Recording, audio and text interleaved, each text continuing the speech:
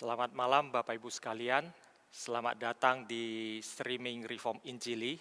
Seminar malam hari ini merupakan seminar dari Gerakan Reform Injili bagi kita semua. Malam ini saya akan membawakan satu judul, Organic Worldview, Doktrin Wahyu dan Fakta Hidup. Sebelumnya mari kita tunduk kepala, kita berdoa. Bapa di surga, berkati kami pada malam hari ini.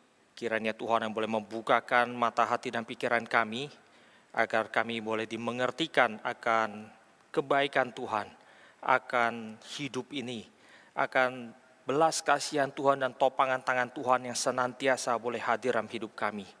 Sehingga kami boleh menjalani hidup ini dengan hati yang penuh ucapan syukur, dengan keberanian daripada Allah yang boleh menyertai kami di dalam firman-Mu. Berkati kami, berkati setiap daripada kami jam di depan kami ini. Di dalam nama Tuhan Yesus kami mengucap syukur dan kami berdoa. Amin. Kita akan membahas tentang worldview, organic worldview. Worldview ini merupakan kata yang pertama kali dicetuskan oleh Immanuel Kant. Dan dia tentu saja memakai bahasa Jerman. Dia memakai istilah Die Weltanschauung. Di dalam bukunya, dia memakai istilah Die Weltanschauung. Weltanschauung ini terdiri dari dua kata, Weltanschauung atau Weltanschau. Nah, Welt ini memiliki arti di world, sedangkan Anschau itu lebih daripada sekedar cuman satu pandangan, satu view. Karena Anschauung ini memiliki arti yang lebih dalam, yaitu membawa kita melihat kepada keseluruhan tatanan dunia ini, di mana kita hidup, berkaitan dengan kita, dan bahkan nantinya bukan hanya berkaitan dan melihat, tapi bagaimana solusinya, bagaimana kita hidup di dalamnya. Sehingga ada satu keutuhan, satu kesatuan antara diri kita yang melihat dengan yang dilihat, dengan keseluruhan yang ada. Nah, inilah nanti disebut dengan Weltanschauung. Weltanschauung ini kemudian menjadi satu hal yang pelan-pelan di dalam dunia, kemudian digambarkan dengan gambaran apa yang menjadi pandangan manusia terhadap ini, terhadap itu, siapa mempunyai pandangan ini dan pandangan itu. Dan Weltanschauung ini kemudian mulai populer kembali di dalam dunia kekristenan, di akhir abad yang ke-19, awal abad ke-20, di dalam nanti tradisi Reform Belanda, yang diprakarsai oleh Kuyper, kemudian ada Bavinck di sana, yang seringkali disebut sebagai kelompok neo-Calvinisme. Kelompok neo-Calvinisme inilah nanti kemudian memunculkan kembali Weltanschauung ini di dalam nanti bagaimana kita melihat dunia ini. Kenapa? Karena tentu saja ada sejarahnya. Di dalam pertengahan kira-kira abad yang ke-19, agak belakang gitu ya, kira-kira 1870-an, pergumulan di Belanda, di mana mereka memulai melihat kepada satu fakultas, yaitu fakultas teologi. Fakultas teologi ini ada di mana-mana. Fakultas teologi ini ada di semua universitas, dan fakultas teologi ini merupakan salah satu atau bahkan salah satu yang cukup penting di dalam nanti pembelajaran setiap mahasiswa yang ada di sana.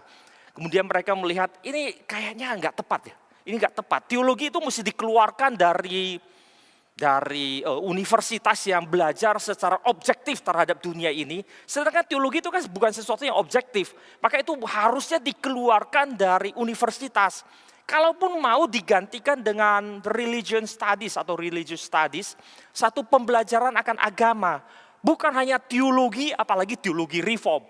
Maka mereka ingin mengeluarkannya dan pelan-pelan itu terjadi tentu saja. Dan salah satu yang bergumul pada zaman itu adalah Herman Bavinck. Dia bergumul dengan tema ini, kenapa teologi harus dikeluarkan daripada universitas? Apa yang ada di balik itu? Ternyata nanti dia selidiki, ternyata kekristenan terlena di belakangan seratusan tahun belakangan itu, ketika kekristenan itu sudah terlalu terlena melihat kepada peperangan tanda petik, pertikaian yang ada di tengah-tengah kekristenan, bagaimana reform melawan liberalisme mulai bangkit dan sebagainya. Tetapi lupa akan musuh mereka yang ada di luar. Kekristenan lupa akan musuhnya ada di luar kekristenan sendiri. Di akhir abad yang ke-19 muncul satu pemikiran yang nanti memiliki dasar nihilisme. Diprakarsai oleh atau dimunculkan oleh seorang Jerman namanya Friedrich Nietzsche. Bukan Nietzsche gitu ya, banyak orang suka baca Nietzsche. Namanya Nietzsche. Friedrich Nietzsche ini merupakan seorang filsuf Jerman yang memunculkan nanti pemikirannya. Dan dia memiliki satu slogan dan pemikirannya yang disebut dengan God is tot. Ini bahasa Jerman. Atau artinya Allah sudah mati, God is dead. Itu teriakan dia, God is dead. Gak ada lagi Tuhan, karena tidak ada Tuhan maka kita tidak perlu melihat ada sesuatu yang kemudian disatukan. Yang menaungi kita semuanya, ada Allah menaungi kita. Lalu kita mesti ada keseragaman, ada kaitan ini dan itu. Gak ada. Kalau Allah sudah mati, mari kita menghidupi diri kita sendiri, menghidupi apa yang kita inginkan. Maka teriakan berikutnya selain God is tot, maka itu teriakan berikutnya adalah say thyself gitu ya. Be yourself, itu teriakannya. Be yourself. Jadikan dirimu itu otentik. Jadikan dirimu itu otentik. Nyatakan dirimu yang otentik. Gak usah terlalu banyak berpikir. Dan yang dia masukkan nantinya dengan God is tot ini tentu saja dia tidak merefer kepada God-nya orang Kristen saja.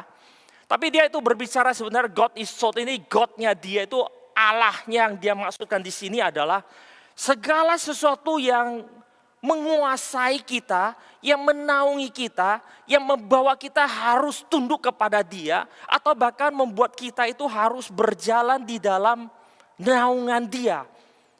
Dan dia katakan itu sudah mati. God is tot, Allah sudah mati. Inilah nanti menjadi satu teriakan atau satu serangan kaum nihilisme yang ateis nantinya untuk kepada kekristenan. Jikalau Allah sudah mati maka kita tidak perlu lagi tunduk kepada aturan-aturan yang ada. Jikalau Allah sudah mati maka kita tidak perlu tunduk lagi kepada teologi. Kalau Allah sudah mati kita tidak perlu lagi tunduk kepada tradisi. Kalau Allah sudah mati maka kita tidak lagi perlu memperhatikan sejarah terlalu banyak, nggak usah. Kita nggak usah tanya terlalu banyak. Dan bahkan kita tidak perlu mempertanyakan atau mencari kaitan satu dengannya yang kemudian bisa menyatukan semuanya. Nggak usah, karena Allah sudah mati. Apa yang kau inginkan sekarang, apa yang menjadi dorongan dalam hatimu sekarang, lakukanlah itu. Biar otentik. Nanti di dalam zaman sekarang tanpa kita sadari kita terpengaruh, maka kita akan bangga dengan keotentikan diri kita. Atau nanti dengan bahasa yang lebih lebih umum gitu ya. Keotentikan ini kemudian kita sebutkan, saya jujur loh.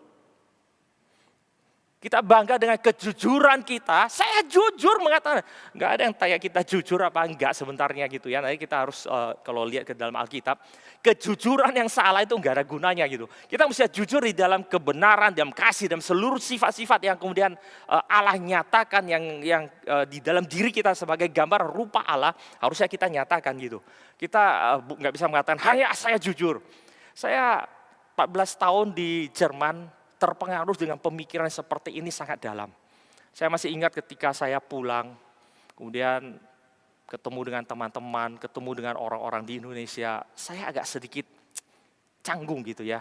Orang Indonesia terlalu banyak tamengnya, terlalu banyak kayaknya nggak jujur buat kita yang dari barat itu nggak jujur orang Indonesia. Orang Indonesia senyumannya itu nggak otentik, nggak jujur. Dia tidak menyatakan apa adanya. Sedangkan kami itu dari barat itu jujur. Gak senang. Senang. Enak. Enak gak? Gak enak. Bagus enggak? Langsung jawab gitu. Lalu kita merasa bangga. Saya jujur. Seringkali kejujuran ini tanpa melihat kepada etika, relasi, kejujuran kita itu tidak membangun. Tidak jadi apa-apa. Justru kejujuran itu menjadi senjata yang kemudian menghancurkan relasi kita dengan yang lainnya. Kejujuran itu nggak membawa kita kemana-mana gitu, nggak bawa kita kemana-mana. Karena kejujuran ini bukanlah kejujuran di dalam kebenaran. Kejujuran yang hanya untuk menyatakan diri saya. Kenapa diri saya ini dinyatakan? Karena nggak ada Allah lagi, ini loh problemnya. Ini problemnya. Jadi saya nggak peduli kejujuran saya, kebenaran saya itu ada sesuatu yang baik dan benar kepada orang lain nggak. Saya nggak peduli. Saya cuma peduli saya sekarang dan ini jujur saya. Inilah nanti menjadi satu tantangan yang besar di dalam zaman itu. Di mana nantinya segala sesuatu dipretelin, dipecah-pecahkan. Sehingga orang itu bisa memiliki pemikiran yang satu dan memiliki perasaan yang lain. Bisa memiliki nantinya satu bukan cuma pemikiran dan perasaannya saja, tetapi dia juga bisa memiliki satu kehendak atau afeksi, tetapi nanti punya perbuatan yang lain. Atau bahkan nantinya antara yang dia imani, kerohanian dia, dengan yang dia hidupi, itu semuanya berbeda dan terpecah-pecah. Ini nanti merupakan satu efek daripada, kalau kita tarik sampai pada akar, itu merupakan efek daripada dosa. Tapi kalau dilihat daripada worldview, Weltanschauung, itu merupakan satu worldview atau Weltanschauung yang hadir di dalam abad yang ke-20 melalui Friedrich Nietzsche. Dia lahir 1844 sampai tahun 1900. Tidak terlalu panjang umurnya, tetapi cukup menggemparkan dan menggoyangkan dunia persilatan gitu ya. Friedrich Nietzsche. Dia itu kemudian membawa manusia itu kemudian melihat segala sesuatu itu menjadi berbeda. Kalau kita hari ini melihat di toko buku, nanti ada buku yang seringkali mulai dengan satu istilah rereading. Apa gitu. Baca ulang. Kenapa mesti dibaca ulang? Karena saya nggak harus tunduk kepada yang dulu. Yang dulu itu bacanya seperti nggak harus seperti itu semuanya. Maka tanpa kita sadari nanti kita kalau ketemu orang-orang mengatakan itu kayak begini loh. Nggak harus. Semuanya nggak harus. Yang harus apa jadinya? Yang harus adalah ketidakharusan itu. Ini kecelakaan di dalam nanti cara berpikir kita yang tanpa kita sadari. Saya pelan-pelan kemudian menyadari adanya penyusupan cara berpikir seperti ini. Ketika saya pulang dan berhadapan kembali dengan konteks Asia. Yang dimana orang Asia seringkali dikatakan tidak jujur, namun yang penting kita bisa bersama-sama. Relasi lebih penting daripada kebenaran. Kita orang Barat atau lulusan dari Barat itu seringkali menuduh atau melabelkan orang Timur itu seperti itu. Tidak jujur demi relasi, munafik. Nah itu teriakan kita gitu ya. Dulu saya juga teriakin seperti itu. Munafik, kenapa mesti munafik? Jujur aja gitu. Kita Barat mau marah-marah, saya pernah kerja. Satu kali itu bos besar saya di depan, lalu kami sedang mencari satu problem. Ada problem di dalam produksi, lalu saya sebagai orang yang QC itu saya mesti mengeluarkan data. Setelah keluarkan data sana sini, yang desain atau yang mendevelop itu membuang kemudian kepada yang produksi, kesalahan yang produksi. Yang produksi buang ke develop. Akhirnya dua-dua berantem. Terakhir mereka menemukan the common enemy. Musuh sama-sama. Buang ke saya sebagai QC, saya yang jadi salah di antara berdua. Ngamuk saya. Saya cuma ngambil data kok. Saya cuma ngambil data, baca data, tunjukkan kemudian hasilnya. Serang ke saya. Saya pertahankan, kemudian bos saya ikut-ikutan mengatakan, yang salah itu datanya. Saya udah tahu saya benar. Saya ambil ordernya itu lempar depannya. Bang, baca yang benar. Wah, hal ini kok terjadi di dunia timur, di Asia. Itu adalah hari kerja kita yang terakhir itu. Di Barat tidak. Dengan keberanian saya, kejujuran itu saya lempar depan dia kaget. Lalu dia buka pelan-pelan lihat. Ya kamu benar Edward, saya minta maaf. Wah terus kita luar biasa jujur itu namanya demi kebenaran. Tapi tanpa kita sadari kita merusak relasi yang ada. Kenapa? Bos itu kehilangan muka di depan yang lain. Tanpa kita sadari, kita cuma jujur. Segimanapun dia adalah manusia, dia punya satu pride gitu. Saya bos paling gede loh, uang saya itu bisa disusun, bahkan menimpa kamu itu sampai gepeng, sampai jadi jus gitu. Mungkin dia pikiran gitu ya, saya nggak tahu itu. Itu dia punya pride-nya sendiri, dibanting di depan orang. Saya bukan siapa-siapa gitu, banting depan dia. Nah itulah nanti kita banggakan, saya jujur. Ini yang kemudian muncul pada belakangan ini, rereading, baca ulang. Kekristenan pun dibaca ulang. Dulu saya punya seorang rekan yang sudah meninggal. Dia itu suka sekali gitu ya mengkritisi rereading ini. Semua dikritisi, rereading. Apaan semua rereading? Semua mesti dibaca ulang, setiap zaman baca ulang. Kapan kita belajar yang benar? Dia selalu mengkritisi ini. Tapi inilah yang terjadi, kemudian manusia merasa buffing, mereka kemudian melihat, wah ini gak benar nih, gak benar. Mau dipecahkan antara teologi dengan segala ilmu yang ada. Kenapa? Karena dianggap tidak ada hubungan satu dengan lain. Biarlah teologi jadi teologi, ini menjadi ilmu. Sains yang nantinya yang objektif sains biarlah berdiri sendiri. Jangan dicampur dengan teologi yang dianggap itu terlalu subjektif. Maka dipisahkan. Dan kemudian inilah nanti menjadi perjuangan daripada Bavinck, Herman Bavinck di Belanda. Memunculkan nantinya satu keutuhan kembali. Dan dia memulai dengan pemikiran dia, dengan doktrin dia yang terkenal, yaitu tentang doktrin wahyu. Nah, hari ini saya tidak membahas Bavinck. Jangan salah tangkap gitu ya, saya tidak membahas Bavinck. Dia memulai dengan doktrin wahyu, dia mau menyatakan kepada kita bahwa kita nggak bisa pecah-pecahkan begini, bukan karena satu orang yang mengatakan Allah sudah mati, maka semua boleh dipecahkan. Kenapa? Karena dunia ini nggak bisa dipecah-pecahkan seperti ini. Kalau kita membuka Alkitab dan kita baca, pada mulanya ayat pertama, pada mulanya Allah menciptakan langit dan bumi. Ayat ini sudah memberikan kepada kita satu hal yang sangat sederhana.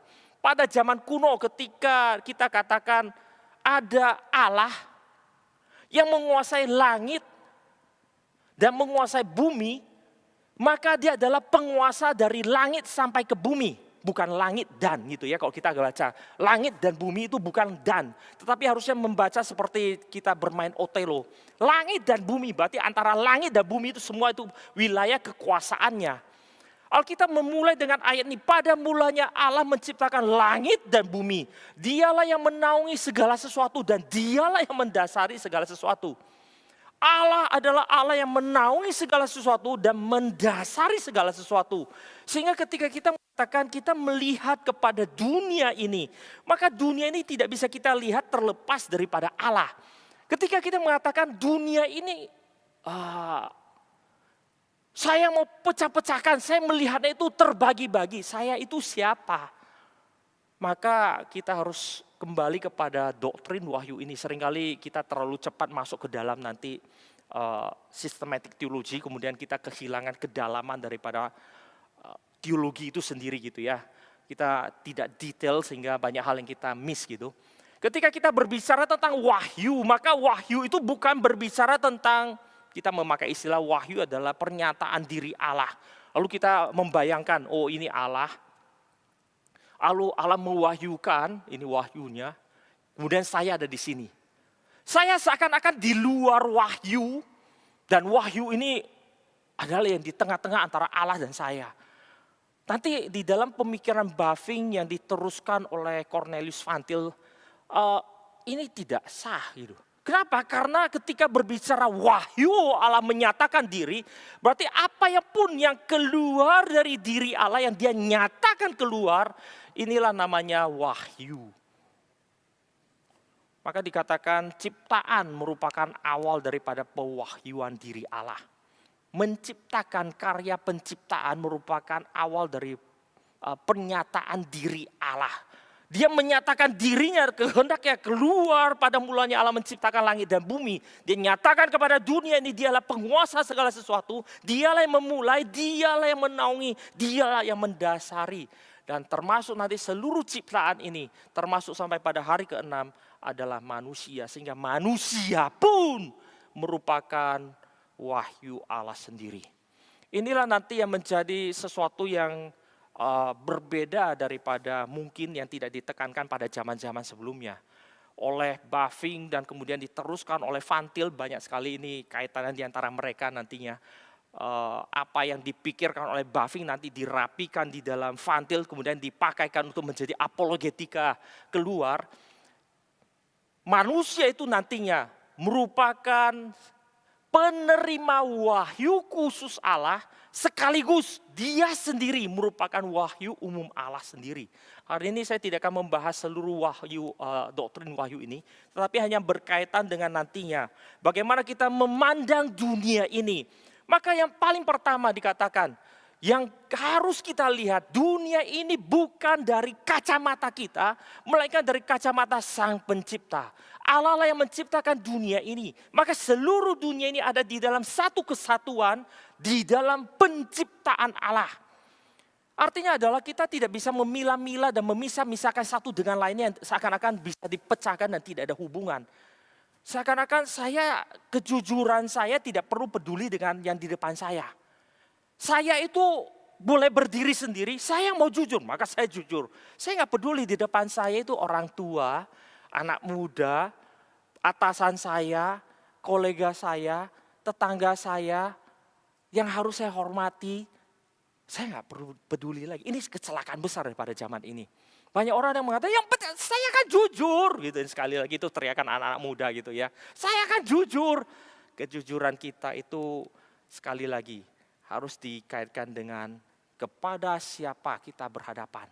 Di dalam relasi apa. Di dalam kebaikan seperti apa. Etika seperti apa. Nanti kalau kita telusuri nanti Bavinck itu menyatukan seluruh worldview-nya dengan 3 hal yang penting. Yang pertama dia mengatakan metafisika. Yang kedua epistemologi. Yang ketiga nantinya adalah etika. 3 hal ini. Van Til memiliki pemikiran yang mirip gitu ya. Dia memakai istilah nanti ontological, kemudian ini epistemological, nanti ini ethical. Van Til memiliki pemikiran yang nanti meneruskan hal ini, saya dengan mungkin istilah yang berbeda gitu ya, dengan istilah berbeda. 3 hal ini menjadi hal yang penting di dalam nanti melihat keseluruhan worldview. Sehingga kita tidak bisa mengatakan nantinya, dunia ini diciptakan Allah, maka saya bisa membagi. Oh ini dunia yang kelihatan ini materi aja. Sehingga ketika saya kuliah tentang dunia ini, tentang yang materi ini, yang objektif ini, gak usah dikaitkan dengan yang tidak kelihatan. Yang di sana, yang subjektif, gak usah dikaitkan. Siapa kita yang boleh membagi-bagi hal ini? Lalu inilah nanti yang menjadi satu hal yang pertama yang kita harus sadari. Tanpa kita sadari hari ini kita bagi-bagi gitu ya. Kita boleh aja belajar banyak hal, tapi kita bisa melepaskan satu dengan lainnya. Saya mengajar anak saya untuk melihat kaitan antara dunia yang kelihatan dengan yang tidak kelihatan nantinya. Dunia yang namanya jasmani material world dengan nantinya dunia supranatural atau dengan dunia Allah. Ketika satu kali anak saya masih kecil, dia itu mungkin sekitar 2-3 tahunan mungkin. Dia bawa piring dia, lalu selesai dia makan, dia mau bawa ke dapur untuk dicuci piringnya. Sambil dia jalan, kemudian tanpa dia sengaja, dia menjatuhkan sendoknya. Saya tidak mengatakan ini pelanggaran dosa yang masuk neraka gitu ya. Saya kasih notes dulu kalau nggak nanti salah nangkep gitu. Saya hanya ingin mengajar anak saya untuk menyatakan, untuk berpikir secara holistik seperti ini, organik. Bahwa tidak ada sesuatu yang terjadi tanpa ada kaitan dengan yang lain, itu nggak bisa gitu. Dia membawa piring itu kemudian tanpa dia sengaja, dia menjatuhkan sendok yang ada di piring kosongnya. Jatuh ke lantai. Setelah jatuh kemudian dia pergi ke kamar mandi mengambil satu tisu, 1 lembar aja karena dia tahu papanya itu pelit. Dan selalu memperhitungkan, jangan boros. Maka dia itu ambil 1. Kemudian dia keluar lagi di tempat di mana sendok dia jatuh, dia mengelap lantai itu. Kemudian dia membawa itu piringnya sudah ditaruh di belakang. Dan dia membuang tisu itu, bekas dia melap lantai, bekas kejatuhan sendok itu dibuang ke tempat sampah. Pada umumnya kita akan mengatakan anak ini luar biasa, tepuk tangan. Hebat. Dia tahu, dia salah, dia jatuh, dia bisa bereskan. Sudah, saya panggil dia. Tahu nggak, semua barang di dunia ini kalau dilepas, pasti jatuh ke bawah. Karena adanya gravitasi. Tahu nggak, ini hukum ini ditetapkan oleh siapa? Oleh Allah. Kalau kita melanggar hukum ini, kita sedang melanggar hukum siapa? Pada umumnya kita dari tadi itu mengatakan hukum Allah, tapi pertanyaan yang terakhir ini kita akan menjawab melanggar hukum Gravitasi hukum alam, tiba-tiba Allah tergeser. Ini cara berpikir kita yang diteruskan dari zaman modern yang tanpa kita sadari. Saya tahu ini adalah hukum gravitasi. Diciptakan oleh Allah, diberikan oleh Allah kepada manusia. Dan ini merupakan hukum yang Tuhan tetapkan di mana kita hidup. Ini adalah hukum dari Allah. Tetapi ini bukan hukum Allah seakan-akan. Ini adalah hukum gravitasi yang berdiri sendiri. Sehingga kalau barang jatuh, saya salah. Salah kenapa? Karena nggak perhatikan gravitasi. Sudah. Saya tanya dia, kamu tahu nggak? Ini hukum dari siapa? Dari Allah. Sehingga ketika kamu melanggar hukum ini atau tidak sadar akan hukum ini, kamu sedang melanggar hukumnya siapa? Sebagai seorang anak kecil yang tidak seperti kita yang kuliah terlalu tinggi dan terlalu pintar, maka dia jawab dengan gampang, hukum Allah. Kalau hukum Allah yang dilanggar, berdosakah kita? Iya Pak. Kalau berdosa, kita sedang berdosa kepada siapa? Kita bersalah kepada siapa? Karena itu hukum Allah, bersalah kepada Allah. Inilah cara berpikir holistik yang organik yang harus ada pada kita. Oh maaf, saya ketendang ini maaf. Terlalu gampang kita mengatakan ini maaf, itu maaf seakan-akan kita tidak pernah mengetahui adanya kebenaran di dalam dunia ini yang datang dari Allah. Nanti kita lebih lanjut, kita akan bahas lebih lanjut. Ini merupakan satu hal yang kita harus sadari. Seluruh dunia ini berasal daripada Allah. Kita orang Kristen seringkali memakai satu istilah. All truth is God's truth. Segala kebenaran adalah kebenaran Allah. Jikalau segala kebenaran Allah. Dan ketika saya melanggar kebenaran yang manapun. Saya sedang melanggar kebenaran Allah. Ini merupakan satu hal yang penting yang tidak boleh kita buang hari ini. Hari ini gampang sekali gitu ya. Lupa, sorry, lupa nggak apa-apa. Cuma sorry-nya pun saya waktu pulang dari Jerman, saya paling bingung dengan orang Indonesia.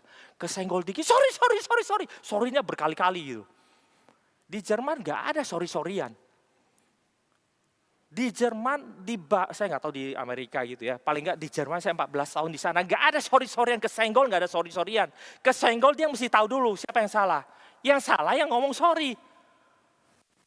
Yang benar tidak akan ngomong sorry. Gak akan. Teman saya pernah satu kali, mobil dia ditabrak. Dia lagi bawa mobil itu, ada bundaran gitu ya. Ada bundaran, terus ada ya biasalah di tengah-tengah bundaran ini banyak cabang ya. Lalu kita orang Indonesia kan gak pernah perhatiin ginian gitu. Pokoknya bisa masuk aja. Siapa yang duluan masuk ya masuk gitu. Di Jerman gak ada. Aturan itu jelas, rechts for links, yang dari kanan duluan daripada yang kiri. Dia itu, ini ada mobil dari sini, dia dari sini berarti itu kanannya dia. Seharusnya dia berhenti, tunggu orang ini lewat, dia baru masuk. Karena dia ada di kirinya orang itu. Ini aturan. Dia pikir, saya masuk aja dong, masih keburu kok. Begitu dia masuk, orang ini ngegas. Nabrak dia, cetar, terus dia kaget turun. Kenapa kamu ngegas? Dijawab, saya benar kok. Masuk pengadilan. Dia mesti bayar kerusakan yang ada. Kenapa? Aturan, langgar. Dan dia, orang itu ya sengaja ngegas nabrak dia. Dari awal sampai akhir gak pernah ngomong satu kali pun sorry. Gak ada sorry. Gak ada sorry-sorryan. Yang salah yang ngomong sorry. Saya pulang sampai Indonesia gitu ya. Belum kena aja sana. Sorry. Sorry-nya panjang lagi. Terus saya bingung sorry-nya apa, yang mana sorry. Salah siapa aja gak tahu, kena aja belum udah sorry. Tapi sorry-nya kita itu bukan cuma gak jelas, sorry-nya kita itu tidak benar-benar kita sadari. Dan bahkan kita tidak tahu kita bersalah terhadap apa, karena apa, dan kita sorry untuk apa. Ini merupakan satu hal yang penting di dalam kehidupan kita hari ini. Di belakangnya ada satu worldview. Worldview-nya adalah dunia ini dari mana? Kenapa saya begitu? Kalau dunia ini dari Allah yang seluruhnya ini merupakan satu kesatuan wahyu Allah, maka saya harus hati-hati kemana saya pergi, di mana saya injak, bagaimana saya perhatikan kiri dan kanan, dan sebagainya. Kita seringkali melanggar hukum-hukum Allah yang sederhana dan kita anggap kita nggak ngapa-ngapain gitu ya. Seakan-akan hukum itu, ya itu dari alam, itu ateis. Itu dari alam, maka saya Bersalah pun cuma sama alam. Kalau sama alam, saya manusia lebih tinggi dari alam, nggak apa-apa. Celaka kita gitu. Hal yang kedua adalah ketika dikatakan wahyu, maka adanya wahyu Allah yang diberikan kepada dunia ini, yang dunia secara alamiah disebut, nanti kita sebut sebagai wahyu umum. Ini kita kenal dari teologi sistematika gitu ya. Lalu nanti ada lagi yang datang secara caranya secara supranatural, kita mengatakan itu adalah wahyu khusus. Ya, wahyu khusus. Maka seluruh alam semesta ini terkategori ke dalam wahyu umum Allah. Sedangkan nantinya wahyu khusus Allah itu adalah kehendak Allah, firman Allah. Dan yang paling puncaknya ada di dalam Kristus, ada Allah yang menyatakan dirinya, itu wahyu khusus Allah. Nah, di dalam hal ini nanti relasinya, Van Til memberikan satu gambaran yang sangat jelas. Dia mengatakan dari awalnya, bahkan sebelum kejatuhan dalam dosa, wahyu ini merupakan satu kesatuan wahyu. Karena kita tidak bisa mengatakan pada awalnya hanya ada wahyu umum, wahyu khusus itu tidak diperlukan. Seakan-akan wahyu khusus itu adalah Alkitab baru diperlukan setelah kita jatuh dalam dosa. Oh tidak, pada awalnya itu keseluruhannya adalah wahyu. Dan keseluruhan wahyu ini, walaupun nanti kita bisa membaginya sebagai wahyu umum dan wahyu khusus, dua-duanya merupakan wahyu Allah yang setara. Yang setara. Wahyu umum Allah itu memiliki nanti dalam tradisi gereja atau tradisi teologi kemudian kita percaya. Wahyu khusus kalau kita mengatakan memiliki atribut atau karakter atau sifat di mana dia itu otoritatif. Ada 4 ya kalau kita baca di dalam nanti buku-buku itu. Yang kedua nanti dia adalah penting. Ketiga dia itu cukup. Yang terakhir itu jelas. Ini urutannya itu bisa bolak-balik nggak apa-apa gitu ya. 4 ini merupakan ciri atau merupakan karakter, merupakan sifat daripada wahyu khusus Allah. Dia itu otoritatif, dia itu berhak menuntut dan memiliki otoritas untuk menuntut manusia melakukan sesuatu. Dan dia penting karena tanpa dia kita tidak akan tahu apa-apa. Cukup. Apa yang diberikan Allah itu cukup bagi manusia untuk menjalankan hidupnya benar di hadapan Tuhan. Dan jelas apa yang Allah nyatakan itu jelas bagi manusia. Itu bukan sesuatu yang kemudian kita harus, Tuhan ada les nggak? Bimbel ada nggak? Supaya saya bisa ngerti ini, nggak jelas, ini Alkitab nggak jelas. Hari ini nggak jelas bukan karena firman Tuhan nggak jelas. Otak kita yang nggak jelas. Keberadaan kita dalam keberdosaan kita menjadikan kita nggak jelas gitu ya. Namun 4 sifat ini, 4 hal ini bukan saja dimiliki oleh wahyu khusus. Nanti dikatakan juga di dalam tradisi gereja ini, keempat ini dimiliki juga oleh wahyu umum Allah. Karena wahyu umum Allah itu juga berasal dari Allah, maka dia itu otoritatif, penting, cukup, dan jelas. Jikalau dua ini memiliki sifat yang sama, maka kedua wahyu ini yang merupakan satu kesatuan wahyu dari Allah yang sama, memiliki kuasa kekuatan yang sama terhadap manusia. Inilah nanti alasannya kenapa saya mengajarkan anak saya itu berpikir secara pelan-pelan untuk berpikir bahwa tidak ada hal yang kemudian dia katakan, oh salah, ini nggak apa-apa. Kalau saya bunuh orang, saya dosa sama Tuhan maka saya mesti bertobat. Yang ini nggak usah. Kalau jatuhin barang nggak apa-apa, nggak usah. Ada orang kalau jalan nendang sana, nendang sini gitu ya, nggak pernah bertobat itu. Anak saya waktu kecil suka pakai sepatu kalau dia lagi males gitu, lagi bete gitu, jalannya ngesot gitu, tret. Saya, siapa yang ngajarin jalan kayak begitu? Lagi males Pak. Lagi males itu tidak menjadikan kita boleh berjalan seperti itu, karena kita sedang melanggar kebenaran Allah di dalam dunia ini. Kita merusak sepatu itu, kita membuat sepatu lebih cepat rusak, lebih cepat habis, dan bahkan kita mungkin merusak banyak hal gitu ya. Itu yang kita harus sadari. Dan ketika dikatakan kedua hal ini sama, maka pertanyaannya adalah kedua ini memiliki relasi seperti apa? Kita hari ini di dalam dua wahyu ini kalau kita mau jujur kita nggak jelas. Kita mengatakan wahyu khusus itu penting bagi hidup kita. Wahyu umum kalau dibanding-bandingkan mungkin kita bisa punya pilihan beberapa gitu, 3 gitu. Yang pertama nanti wahyu umum lebih penting dari wahyu khusus.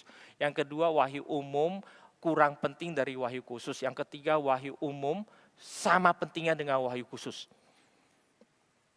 Kita kalau agak rohani dikit, kita mengatakan yang kedua ini. Agak rohani gitu ya. Firman Tuhan itu jauh lebih penting pasti daripada fisika. Saya suka kritisi kita sebagai orang Kristen, seringkali kita kalau anak kita itu pergi sekolah, pulang itu dapat nilai merah, lalu kita pulang marahin dia, pukul dia, terus kalau bisa hukum dia, dan masukkan dia ke bimbel yang gak habis-habis gitu. Apalagi zaman sekarang gak usah diantar, lebih gampang, ngejum sampai habis gitu ya. Gampang gitu, gak usah ngantar-ngantar. Kalau ngantar Jakarta masih mikir, aduh 3 kali bimbel, jaraknya 30 km, mikir-mikir. Oh sekarang jaraknya cuma 30 detik, klik ini berikutnya, zoom yang berikutnya, link berikutnya. Gampang, kita hukum dia. Tapi kita tidak pernah bertanya kepada anak kita ketika pulang dari sekolah minggu, apa yang dia mengerti, apa yang dia kemudian bisa dapatkan dalam hidup dia. Bagi kita, oh pokoknya udah sekolah minggu sudah. Kita boleh mengatakan wahyu khusus lebih penting, tapi kita tidak pernah menghidupinya. Itu nanti sekali lagi di sini terjadi terjadi perpecahan di dalam hidup kita. Kita tidak pernah menanyakan ya, kalau orang ateis akan mengatakan wahyu umum aja, yang lain ini nggak usah penting, nggak ada. Bahkan mereka nggak pakai istilah wahyu sekalipun. Ya sudah hukum alam itu. Orang yang kurang rohani mungkin akan berpikir, Alkitab itu cuman buat di gereja. Wahyu umum itu untuk hidup, itu juga wahyu dari Allah. Kita mesti bertanggung jawab. Dulu ketika saya kuliah di Jerman, ada teman-teman yang walaupun Kristen, bahkan bisa mereka besar di gereja dan orang tua mereka merupakan orang-orang penting gerejanya. Namun mereka bisa nantinya kuliah dan mengabaikan kehidupan bergereja. Kenapa? Karena merasa inilah saatnya, kita adalah student, maka saatnya untuk menghargai wahyu umum. Bahkan saya pernah bertemu dengan orang dari gereja dengan tradisi reform. Waktu itu saya enggak reform gitu ya, saya belum reform. Sampai mengajarkan saya tentang ini. Saya pertama kali mendengar tentang wahyu umum dan khusus di dalam konteksnya untuk membela diri. Saya tanya, kenapa kamu enggak gereja? Song, lu mesti tahu. Di dalam dunia ini ada 2 macam wahyu khusus dan wahyu umum. Ini saatnya kita sedang berhadapan dengan wahyu umum, itu pun dari Allah. Jadi kamu jangan membuat wahyu khusus lebih daripada wahyu umum. Itu enggak benar. Jadi kita harus tahu bagaimana menghidupi hidup ini. Wahyu umum sekarang kita kerjakan. Wahyu khusus ada sih seadanya ya, kalau keburu ya ke gereja, kalau nggak keburu lagi ujian ya Tuhan maaf lah, nanti kalau saya sudah sempat saya akan ke sana. Ini mungkin kita akan sulit mengiyakan itu benar gitu ya. Tapi ini mungkin seringkali kita lakukan. Walau ditanya kita akan menjawab wahyu khusus lebih penting dari wahyu umum. Benarkah? Yang mana jujur, kalau kita mau jujur, yang mana yang lebih penting? Atau kita mengatakan setelah dengar ini, dua-duanya dari Allah, dua-duanya sama. Kalau di pandemi sekarang, kira-kira yang mana yang sama gitu? Kira-kira kita akan pegang yang mana? Coba nanti pikirkan di dalam apa yang kita kerjakan selama 1,5 tahun ini. Alkitab mengatakan, saya kasih ayat-ayat yang agak ekstrim itu. Alkitab mengatakan mati adalah keuntungan, hidup adalah Kristus. Dunia ini mengatakan keluar kau, kena COVID mati lu. Satu wahyu umum, satu wahyu khusus. Kalau dua-duanya sama, mestinya kita keluar kena COVID biar untung. Nah itu namanya sama. Kita berani keluar, biarin kena COVID nggak apa-apa. Kalau mati untung kok, nggak apa-apa. Puji Tuhan, begitu kena kita berdoa, Tuhan terima kasih. Kenapa? Karena saya positif. Seumur hidup saya nggak ada yang positif. Kali ini baru pertama kali positif hidup saya, ini ada yang positif. Lalu kita bangga gitu. Ini juga salah gitu. Maka nanti Vantil mengatakan kita harus sadar relasi ini penting. Relasi antara wahyu umum dan wahyu khusus ini penting. Karena inilah nanti akan membawa kita melihat hidup ini. Mana judul saya? Oh nggak ada. Dalam worldview di mana doktrin wahyu dikaitkan dengan fakta hidup ini akan menjadi sesuatu yang penting karena tanpa membicarakan relasi ini, kita akan menafsirkannya sembarang, lalu kita akan menjadi lebih jujur. Kalau mau jujur, kita akan menjadi orang ateis yang berkuasa atas seluruh wahyu yang ada, mau wahyu umum khusus, dan kita akan memakainya kapan kita mau dan kita rasa menguntungkan kita. Itulah celakanya yang paling besar gitu ya. Maka Van Til mengatakan, nanti dia memberikan dua definisi. Dia mengatakan benar wahyu umum dan wahyu khusus itu sama-sama datang dari Allah. Tetapi ada ordonya. Sama seperti manusia laki dan perempuan itu sama secara ontologis. Secara keberadaan kita itu sama di hadapan Tuhan, bukan seperti orang Yunani kuno gitu. Laki adalah produk yang benar. Perempuan itu adalah produk gagalnya. Kita nggak percaya itu gitu ya, walaupun dikatakan nantinya laki itu kepala, istri itu penolong, perempuan itu penolong, bukan berarti karena dia penolong, apalagi di Indonesia menolong dan membantu itu sama, jadi penolong dan pembantu jadi sama gitu ya. Kalau kita, dia lebih rendah, tidak. Sama-sama adalah manusia yang sama, namun ada ordonya. Maka kita akan membaca beberapa ayat di sini. Saya membacakan dari Kejadian pasalnya yang kedua, ayatnya yang ke-15 sampai ayatnya yang ke-17. Kejadian pasal yang kedua ayatnya yang ke-15 sampai yang ke-17. Tuhan Allah mengambil manusia itu dan menempatkannya dalam Taman Eden untuk mengusahakan dan memelihara taman itu. Lalu Tuhan Allah memberi perintah ini kepada manusia. Semua pohon dalam taman ini boleh kau makan buahnya dengan bebas. Tetapi pohon pengetahuan tentang yang baik dan jahat itu, janganlah kau makan buahnya. Sebab pada hari engkau memakannya, pastilah engkau mati. Adam dan Hawa itu tahu dengan jelas, ini namanya taman.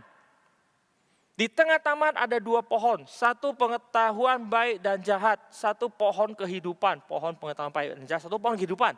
Yang lain ini juga pohon, banyak pohon. Semua adalah wahyu umum Allah. Seluruh taman ini ada wahyu umum Allah. Namun kalau ini adalah wahyu umum Allah, maka apa yang menjadi keunikan relasi dari wahyu umum Allah ini terhadap manusia? Dikatakan nanti di dalam Kejadian pasal yang pertama ayat yang ke-29 dikatakan, berfirmanlah Allah, lihatlah aku memberikan kepadamu segala tumbuh-tumbuhan yang berbiji di seluruh bumi dan segala pohon-pohonan yang buahnya berbiji. Itulah menjadi makananmu. Maka di dalam wahyu umum Allah ini, Allah melalui wahyu khususnya menyatakan kepada manusia yang mana itu dia boleh, yang mana itu tidak boleh.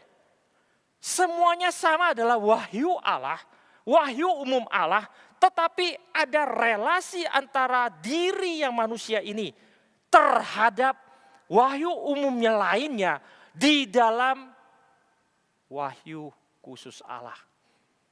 Di dalam pernyataan diri kehendak Allah, di dalam pernyataan kehendak Allah, ini boleh kamu makan, itu tidak, itu makanan binatang, ini makanan kamu. Dan di antara semua yang boleh kamu makan yang berbiji ini, dua pohon ini, khususnya yang satu ini, jangan kamu makan buahnya nanti kamu mati. Ada wahyu khusus yang menyatakan kepada manusia, ini boleh, ini enggak boleh, ini boleh, ini enggak boleh. Sehingga wahyu umum dikatakan, kemudian Van Til memakai istilah, wahyu umum ini nantinya menjadi tempat bermain, playground, atau menjadi tempat untuk menyatakan platform bagi wahyu khusus.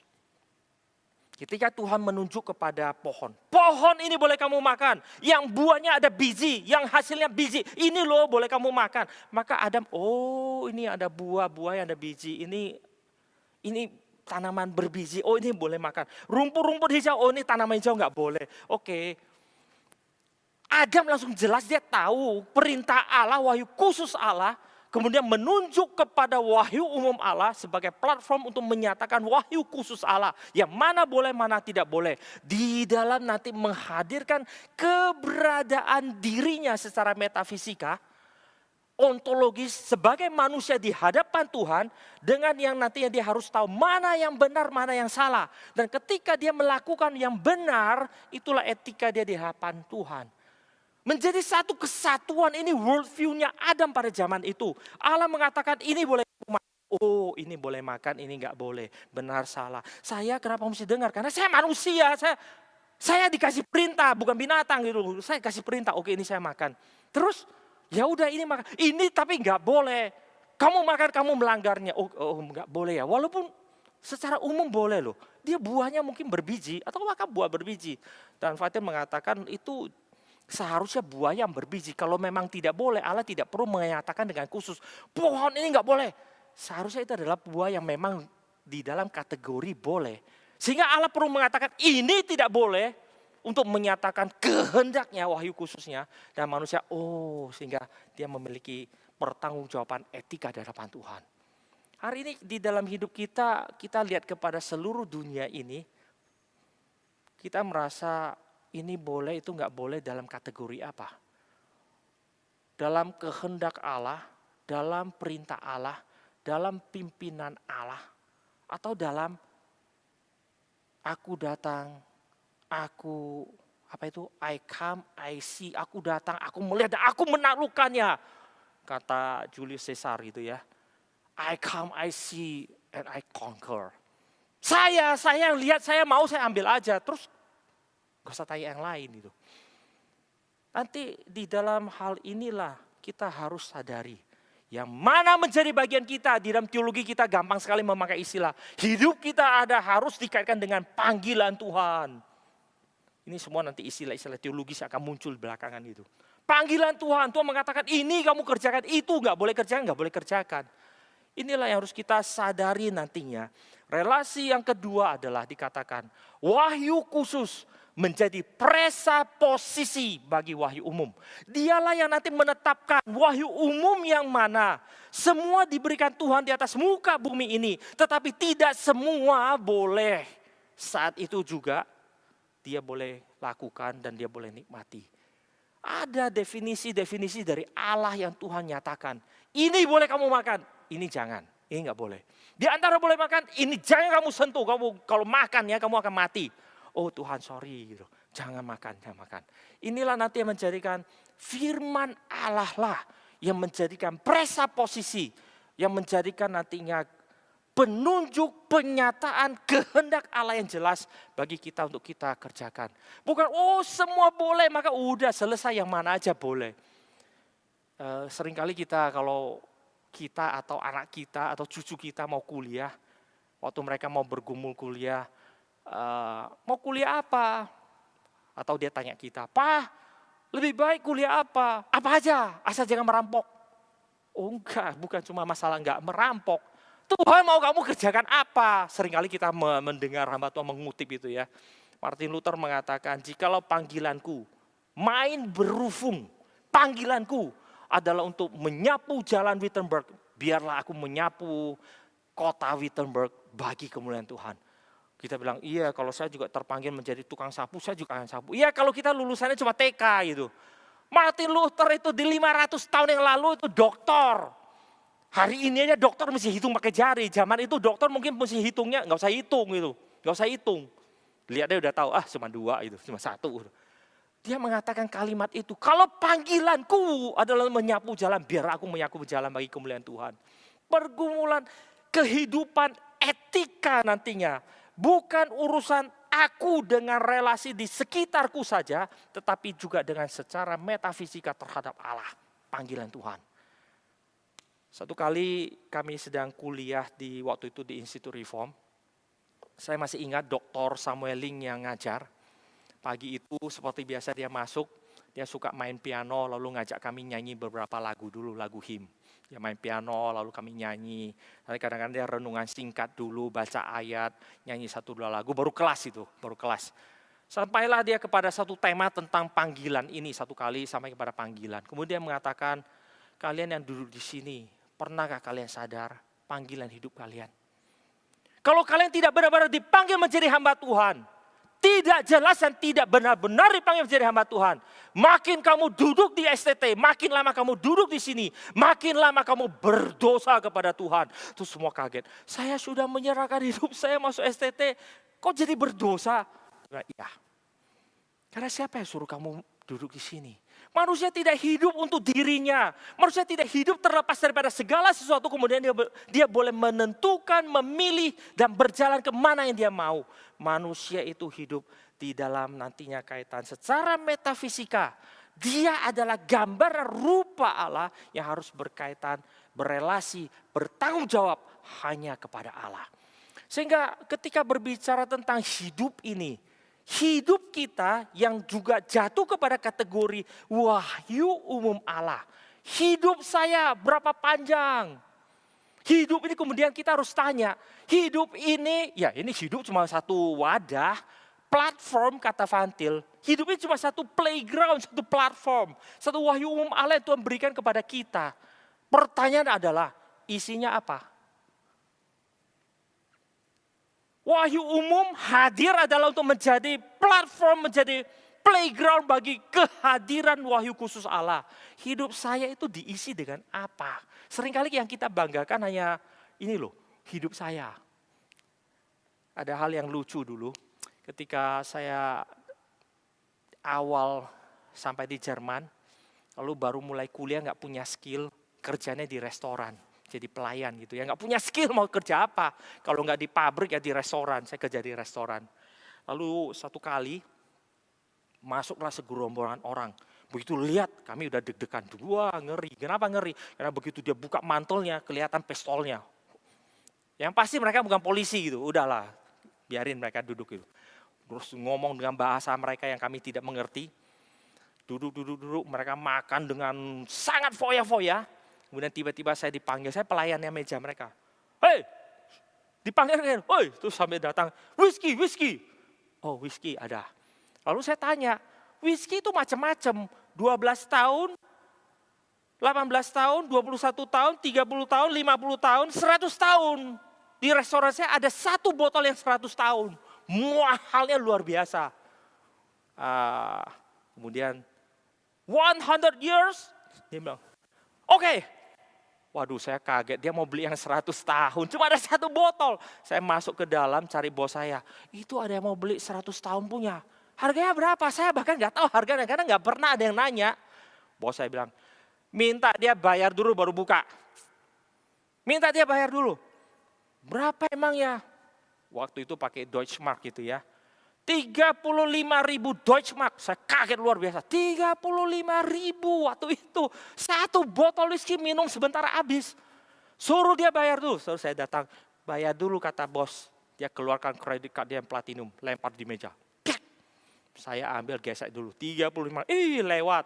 Keluarkan 35.000, wong kasih mereka minum, habis. Singkat cerita selesai mereka makan, mereka pulang. Begitu mereka pulang, saya sudah menunggu di samping meja. Begitu dia pulang, terima kasih, terus semua pada keluar. Begitu jalan keluar dari pintu, cekrek, langsung saya ambil botolnya. Pegang di tangan. Kenapa? Botol kosong pun siapa punya di rumahnya, botol whisky yang 100 tahun coba. Saya nggak pernah lihat, hanya waktu itu, sebelum itu belum pernah saya lihat. Dan setelah itu sampai hari ini saya belum pernah lihat lagi. Cuma botol yang satu itu, cepat saya ambil. Brup. Terus teman saya datang, senior, kapten. Gua punya, diambil. Ya, dia lebih tinggi pangkat diambil. Dalam hati sebel. Begitu diambil, datang lagi manajernya. Siapa bilang kalian punya? Begitu manajer ambil, bosnya dari dalam. Itu punya restoran.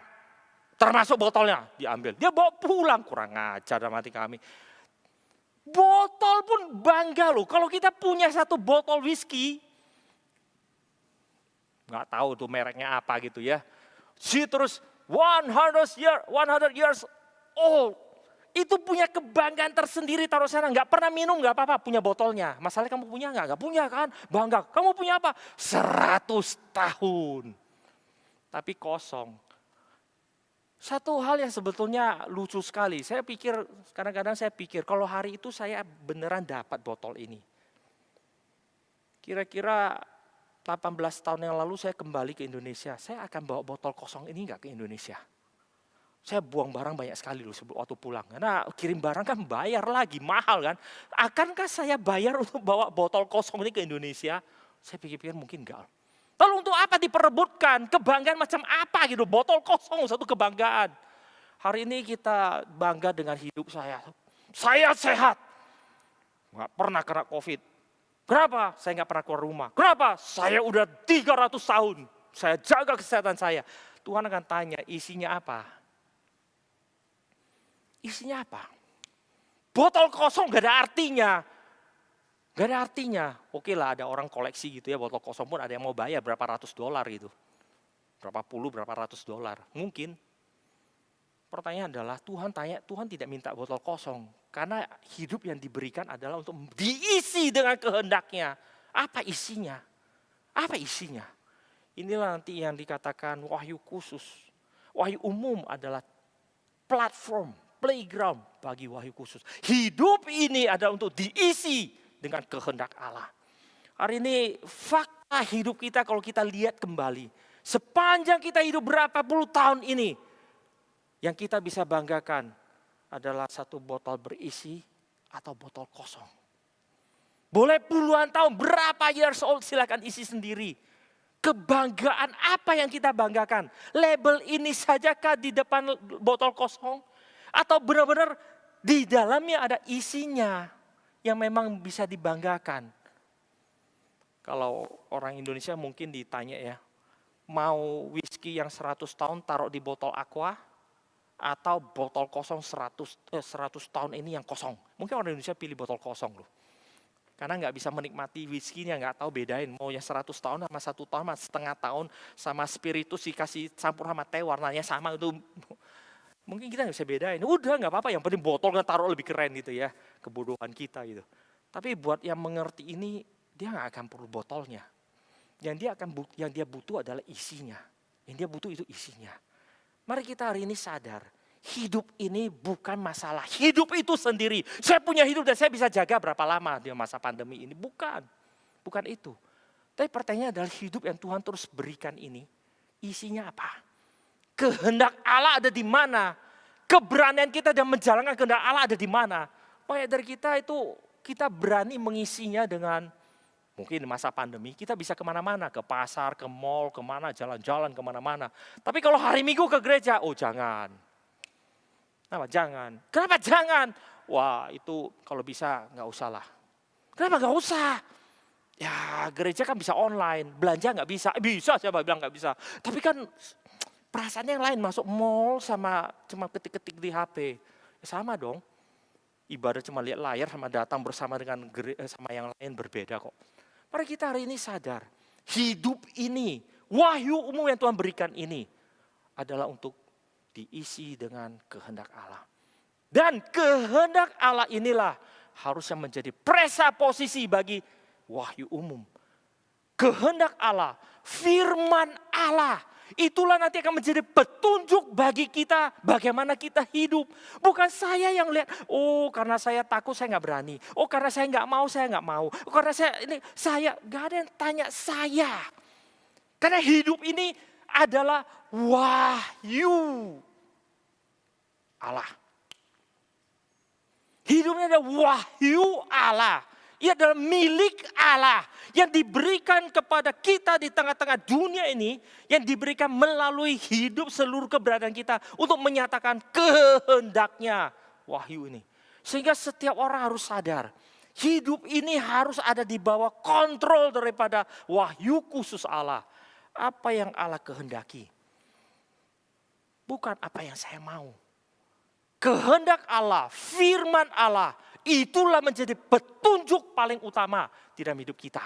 Karena dialah menjadi presaposisi bagi wahyu umum. Mari hari ini kita sadar. Mungkin kita bisa melihat hidup ini. Lalu banyak kebenaran yang kita bisa dapatkan dari dunia ini. Karena banyak orang mengatakan, pakai otak dong, pakai otak. Jangan cuma tahu teologi. Pendeta dikit-dikit ngomong teologi. Saya mungkin lebih banyak yang non teologi saya pelajari daripada yang teologi loh. Kalau dihitung-hitung gitu ya, bayangkan aja sekolah aja SD sampai SMA udah 12 tahun. TK 2 tahun, 14 tahun. sekolah lagi di Jerman lagi tambah 5-6 tahun. Itu totalnya itu berapa tahun? Berapa puluh tahun. Teologi cuman berapa tahun di STT gitu. Tambah baca buku setelah itu, berapa sih baca buku? Jauh lebih banyak bicara tentang ini, belajar, berkaitan dan bersinggungan. Tetapi bukan berarti ini yang nanti menjadi lebih benar. Karena inilah nanti harus memimpin hidup kita. Wahyu khusus Allah lah yang harus menjadi petunjuk bagi hidup kita. Di awal pandemi ketika kita belum banyak tahu tentang penyakit ini, COVID ini, saya harus ke Medan. Orang bilang, lu gak takut? Kalau mau jujur, ya takut dong, siapa gak takut? Penyakit itu gak ketawa loh, terus kedengarannya hoax semua. Itu ya kalau kena ya, di ventilator 3 bulan. Oh, 3 bulan, pandemi aja belum 3 bulan, dia udah 3 bulan. Duluan di ventilator daripada apaan sih? Di ventilator nanti antara hidup mati, udah hidup mati lagi, mati hidup. Wah, itu menakutkan, beneran menakutkan. Tetapi ketika kehendak Allah harus kita kerjakan, maka inilah yang harus menjadi presaposisinya, menjadi petunjuknya bagi hidup kita. Itu ayatnya yang kemudian dikutip untuk menenangkan diri saya. Alkitab mengatakan mati adalah keuntungan. Kalau hidup untuk Kristus. Kalau begitu, di dalam kehendak Allah, di dalam sejarah, di dalam hidup saya adalah wahyu umum Allah, pernyataan diri Allah. Kalaupun saya harus mati, itu adalah keuntungan kata Alkitab. Puji Tuhan, biarlah saya boleh jalan di dalam anugerah pemeliharaan Tuhan. Sampai hari ini saya udah bolak-balik puluhan kali, nggak tahu berapa puluh kali gitu naik pesawat itu. Kadang bisa kosong, kadang waktu antri, jaga jarak diteriakin. Begitu naik sampai pesawat penuh, kiri kanan semua penuh. Sampai satu kali ada satu penumpang yang waktu antri diteriakin, jaga jarak, jangan nempel. Wow, jaga jarak. Begitu sampai di atas, ternyata semua seat itu penuh. Semua seat penuh. Si bapak itu mungkin saking keselnya gitu ya, lagi nunggu tutup pintu gitu, dia tiba-tiba ngomong, jaga jarak. Naik sampai atas, nempel juga, ketawa satu pesawat semua gitu. Ya itulah ya postmodern gitu ya, percaya jaga jarak di bawah, di atas boleh nempel gitu, nggak apa-apa. Di atas COVID-nya udah ketakutan gitu. Di bawah itu masih kita yang takut, gantian, nggak ngerti juga gitu. Mari kita belajar itu melihat hidup ini. Apa yang menjadi kehendak Allah kepada gerejanya? Apa yang menjadi petunjuk Allah, pimpinan Allah bagi gerejanya? Biarlah itu yang kita hadirkan dalam hidup kita. Inilah nanti yang kita harus pelajari dan kita nikmati melihat hidup ini dalam satu kesatuan. Fakta hidup tidak hanya dilihat dari satu sisi. Atau bahkan dari kacamata saya. Fakta hidup itu harus dilihat dari kacamata kehendak Allah. Dari kacamata belas kasihan Tuhan, anugerah Tuhan. Dilihat dari karya Allah, karena wahyu ini adalah pernyataan diri Allah. Karya Allah di tengah-tengah dunia ini untuk menyatakan dirinya.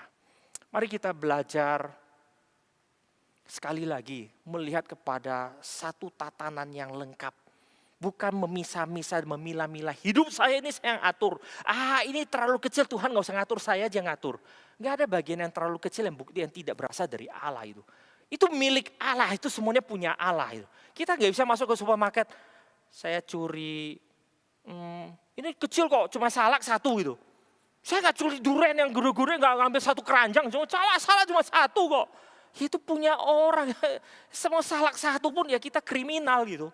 Gak bisa mengatakan, ini hidup cuma kecil kok, Tuhan gak usah ngatur saya aja.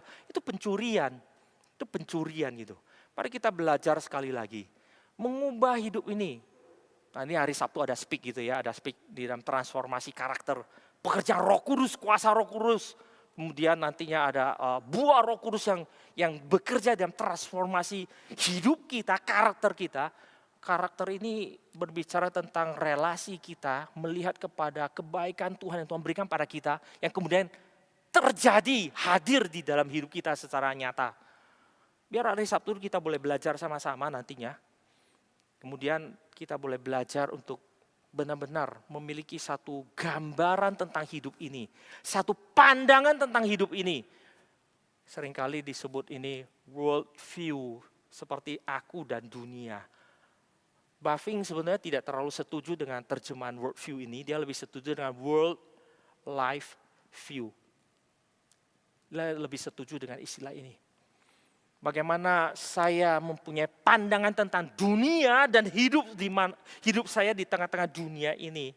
Dan sebenarnya bukan cuma satu view seakan-akan dari kacamata saya, tetapi nantinya dia mengatakan harusnya di depan ini ada Christian worldview, yang dimana mengajak kita untuk melihat dari kacamata kekristenan, yaitu segala sesuatu berasal daripada Allah. Mari kita belajar melihat hidup ini dengan lebih benar. Belajar untuk menyadari hidup ini di dalam satu doktrin yang begitu besar. Dan bahkan nantinya pemikiran ini diperjuangkan oleh Bavinck. Nanti bersama dengan teman baiknya Kuyper. Tidak memperjuangkan masuk ke dalam dunia akademis sekalipun. Gak ada namanya ilmu yang bisa berdiri sendiri, itu gak ada. Ilmu itu harus dikaitkan dengan firman Tuhan. Banyak orang mengatakan, apaan sih matematika dikaitkan dengan firman Tuhan. Satu kali saya pernah diundang untuk membawa satu tema. Melihat Allah di dalam matematika. Adakah Allah di dalam matematika? Jadi sebelum saya mulai, lalu kemudian pimpinan dari universitas itu maju itu. Kasih kata sambutan, pas hari itu dia ada diundang maju. Ya, ini tema yang menarik. Adakah Allah di dalam matematika? Temanya menarik, tapi jawabannya jelas tidak ada. Ya anak-anak, terus ketawa semua. Begitu dia turun kasih ke saya, dia lagi jalan keluar. Orang goblok yang mengatakan matematika nggak perlu Tuhan. Saya jawab itu kalimat, dia berhenti sebentar. Orang bodoh yang mengatakan matematika tidak perlu Tuhan. Di dalam kira-kira dia memiliki 20 langkah. Saya keluarkan 5 kalimat untuk membuktikan tanpa Allah tidak ada matematika. Dia kaget di depan, dia lihat ke belakang sebentar. Saya lanjutkan 3 jam. Kita selalu berpikir, sekolah nggak perlu, Tuhan nggak perlu, semuanya nggak perlu. Seakan-akan Alkitab ini hanya urusan di gereja. Maka kita itu Alkitab kita itu bagus, rapi. Karena seminggu sekali, kalaupun ingat, dibawa ke gereja dibuka. Hidup ini nggak perlu, salah. Tanpa firman Tuhan, dunia ini, bahkan Adam, tidak tahu dia harus makan yang mana. Dia tidak tahu dia harus makan yang mana. Mari kita hari ini belajar sekali lagi, merenungkan kembali. Kalau ada kesempatan nanti kita masuk kepada lebih jauh tema ini. Bagaimana kaitan dengan firman Tuhan, dengan ilmu nantinya. Yang membawa kita bisa melihat akan kekayaan, kebesaran Tuhan kita. Di dunia ini dan bahkan teologi yang Tuhan berikan. Bukan hanya sesuatu yang kita belajar kemudian kering. Oh itu teologi menjadi salah satu cabang. Salah satu ini teologi, ini matematika, ini fisika. Oh salah satu aja, nggak ada kaitan. Kalau Bapak Ibu sekalian punya kesempatan datang ke RMCI. Jangan lupa jalan-jalan ke lobi Kapel Agape. Jadi ini kalau, saya nggak bisa menggambar gitu ya. Ini katedral, ini gereja, maka di tengah-tengah ada kebudayaan. Di lantai dasar, di sini ada Kapel Agape. Nah ini ada lobinya. Di lobi ini jangan lupa masuk ke lobinya aja, kemudian lihat ke atas. Kenapa? Di atas lobi ini lampunya membawa filsafat Kristen tentang semuanya ini. Pendeta Stephen Tong nanti merancang lampunya dengan memberikan gambaran ini lampu tengah, kemudian ada lampu yang panjang. Dan ini bulatan. Untuk menggambarkan dan mengingatkan kita akan Christian philosophy, Christian worldview, Christliche Weltanschauung. Bagaimana teologi menjadi pusat dari segala sesuatu untuk melihat segala ilmu yang ada. Terakhir, kita seringkali mengatakan teologi ada yang benar, ada yang salah, bisa bidat ini. Wahyu khusus ini ada bidatnya. Ada teologi yang salah. Oh iya, kenapa? Karena teologi itu bukan wahyu khusus Allah, ansih pada dasarnya, pada dirinya. Karena teologi adalah respon manusia terhadap wahyu khusus Allah. Di dalam pembelajaran pergumulan dia menghasilkan teologi. Maka manusia berdosa bisa salah menghasilkan bidat. Namun saya ingin menambahkan satu kalimat yang seringkali kita lewatkan. Yaitu ilmu pun bukan wahyu umum Allah. Ilmu hanya merupakan respons terhadap wahyu umum Allah yang juga bisa salah. Adanya bidat di dalam dunia ilmu. Dan hari ini seringkali kita masuk kampus, kita anggap seluruh ilmu di kampus itu kebenaran total, kesalahan fatal. Masuk gereja kita kritis, wah pendetanya ngomong ini benar gak ya? Kira-kira mungkin ini gak terlalu benar. Yang ini benar, ini boleh diterima, itu enggak. Kita menjadi orang kritis. Saking kritis akhirnya kita pulang gak dapat apa-apa gitu. Kita jadi tukang sortir itu, ini kiri, kanan, kiri, kanan, kiri, kanan. Tapi ilmu enggak. Kita menjadikan diri kita itu menjadi gudang. Barang berguna, gak berguna semua cemplungin ke dalam aja, udah. Atau menjadi, ya udah, menjadi tempat itu. Tempat simpan barang, cemplungin. Padahal ilmu ini pun ada yang benar, ada yang bidat. Mari hari ini kita sadari, di dalam teologi yang benar, sehingga kita boleh melihat kepada ilmu yang benar. Maka tanpa teologi yang benar, kita akan menjadi orang yang tidak akan mengerti kebenaran Allah dalam dunia ini dengan benar-benar benar. Mau menjadi orang pintar, saya seringkali tanya itu anak-anak mahasiswa. Mau pintar itu bukan cuman banyak rajin belajar, rajin belajar, banyak baca buku. Kita mengatakan, pengkhotbah mengatakan banyak membaca buku hanya melelahkan badan. Ya, jangan pakai ayat itu kemudian jadi pemalas gitu ya. Jangan loncat ke kiri gitu, loncat ke kanan. Bukan. Tetapi tanpa hikmat dari Allah, tanpa hati yang takut akan Tuhan, tanpa hidup yang kemudian dekat dengan Tuhan, lupakan itu semua. Lupakan. Mari kita menjadi orang yang sadar hari ini. Bagaimana kita menjadi wadah di hadapan Tuhan. Yang boleh dipakai Tuhan. Sehingga kemuliaan Tuhan, hikmat Allah, kebaikan Allah, kebenaran Allah, kasih Allah, segala sesuatu yang baik dari Allah boleh terpancar keluar melalui hidup kita. Untuk itulah kita ada. Wahyu umum itu adalah platform bagi kehadiran wahyu khusus. Hari ini hidup kita, kalau kita mau jujur, memancarkan apa? Apa yang kita pancarkan? Kiranya Tuhan boleh menyadarkan kita, di dalam masa-masa pandemi ini kita gumulkan sekali lagi. Apa yang kita harus kerjakan? Apa yang bisa kita kerjakan? Cara pandang apa yang kita sedang hadirkan? Kadang-kadang kita bisa rajin sekali dengan orang sekitar kita, membantu sana sini. Pertanyaan sekali lagi, secara metafisika, relasi dengan Allah, kehendak Allah, kebenaran Allah, di dalam pertanggungjawaban di hadapan Tuhan, semuanya ini merupakan satu kesatuan yang benarkah? Atau itu hanya merupakan sesuatu yang saya ingin kerjakan. Buah ini semua diciptakan untuk manusia. Tuhan katakan ini jangan. Ini boleh, ini jangan. Mari kita berdoa dan minta kepada Tuhan. Tuhan boleh memimpin hidup kita. Di dalam setiap aspek hidup kita. Termasuk nanti ketika kita menjadi seorang mahasiswa, ketika saya mungkin satu waktu kuliah sampai mau habis, saya mau bikin tesis. Banyak orang cuma mau bikin tesis, kenapa bikin itu? Yang gampang biar cepat lulus. Bukan itu poinnya. Jikalau saya dipanggil menjadi kaum intelektual, saya harus bergumul di hadapan Tuhan. Tuhan, saya harusnya tulis tesis seperti apa?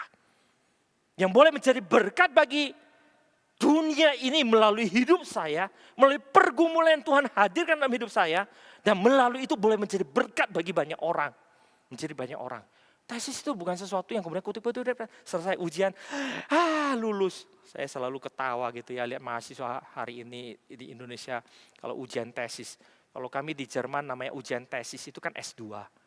Maka profesornya bisa tanya seluruh pelajaran dari tesis kita yang tulis sama seluruh pelajaran yang mundur ke belakang kita kuliah S2 sampai kepada S1. Kalau perlu dia tanya NTK nanti. Cuma karena waktunya nggak cukup dia akan tanya cuma biasanya kayak gini itu. Itu kalau nggak kuasai, nggak beneran bisa begitu masuk begitu ujian kita bisa. Nah itu makanya nggak heran gitu ya orang Indonesia itu jarang mau ke Jerman tuh. Mati gitu, karena mati. Dengar sistem aja udah ketakutan. Ini membuat kita itu sadar kebenaran itu mesti benar-benar dipertanggungjawabkan. Mari kita belajar di dalam setiap aspek hidup kita. Belajar untuk membuka diri kita bagi kehendak Allah. Untuk kemudian ini boleh menjadi kemuliaan bagi Tuhan. Mari kita berdoa. Berkati kami ya Tuhan pada malam hari ini banyak hal yang kami boleh disadarkan.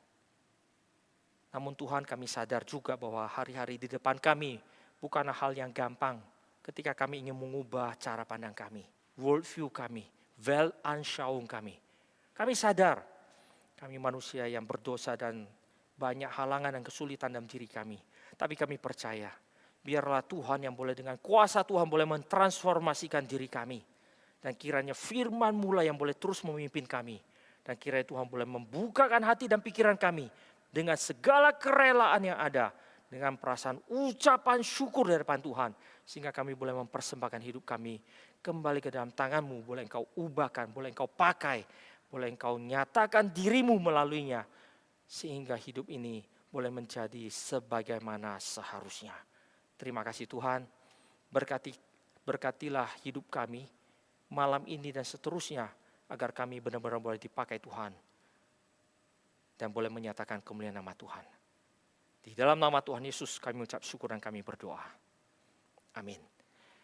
Demikian Bapak Ibu sekalian, malam ini seminar sampai di sini. Ada sedikit pengumuman.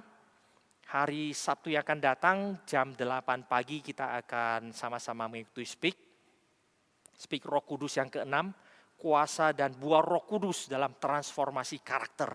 Bagaimana nanti kerja Allah, wahyu khusus Allah ini boleh mengubah hidup kita yang merupakan bagian dari wahyu umum Allah. Mari kita sama-sama boleh mendaftarkan diri dan kita boleh belajar untuk memberikan diri kita diubahkan oleh Tuhan. Dan malam ini bagi kita semua yang mendapat berkat dari Tuhan melalui firman yang diberitakan, kita boleh meresponinya dengan memberikan persembahan dan kita boleh mengucap syukur kepada Tuhan sehingga semuanya ini boleh dikembalikan bagi pekerjaan Tuhan dan kemuliaan nama Tuhan. Selamat malam, kiranya Tuhan boleh memberkati kita semua.